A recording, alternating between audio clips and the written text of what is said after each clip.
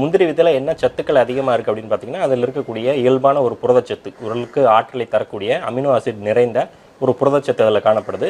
அதே நேரத்தில் கொஞ்சம் கொழுப்பு சத்தும் இருக்குது. முந்திரியில் வந்து தொடர்ந்து நம்ம உணவில் எடுத்துகிட்டு வந்தோம்னா, சில பேருக்கு அன்றாட சாப்பிட்ற பழக்கம் இருக்கும். டெய்லி ஒரு 10 முந்திரி பருப்பாக சாப்பிடணுங்கிற மாதிரி ஒரு ஹேபிட் வச்சுருப்பாங்க. அந்த மாதிரி பழக்கம் இருக்கிறவங்களுக்கு வந்து கொஞ்சம் கெட்ட கொலஸ்ட்ரால் அதிகமாகிறதுக்கு உண்டான கொழுப்பு சத்து இந்த முந்திரியில் இருக்குங்கிறத நீங்கள் கவனத்தில் கொள்ளணும். பொதுவாக அந்த முந்திரி பருப்பை வந்து டெய்லி சாப்பிடணும்னு நினைக்கிறாங்க. ஒரு 2 பருப்போடு நிறுத்திக்கிட்டிங்கன்னா வேறு எந்த ஒரு தொந்தரவும் வராது. ஒரு 40 வயது கடந்த பிறகு முந்திரி அதிகமாக எடுக்கும்போது அவங்களுக்கு இந்த மாதிரியான இருதய தசைகளில் கொழுப்பு படிகிறதுக்கு வந்து ஒரு வாய்ப்பு இருக்கும். தொடர்ந்து முந்திரியை எடுத்துகிட்டு இருக்கிறவங்களுக்கு வந்து யூரிக் ஆசிடோட லெவல் வந்து அதிகமாகும். ரத்தத்தில் யூரிக் ஆசிடோட லெவல் அதிகமாகும் போது கை கால்களில் வலி வரலாம்.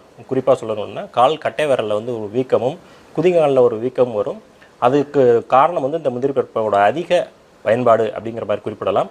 பொதுவாக முந்திரியோட மற்ற பலன்கள் அப்படின்னு பார்த்தீங்கன்னா, உடலை எந்த நேரத்துலையும் வளர்க்கக்கூடிய ஒரு பருப்பு வகையில் முந்திரி பருப்பு ஒன்றாக வந்து சொல்லலாம்.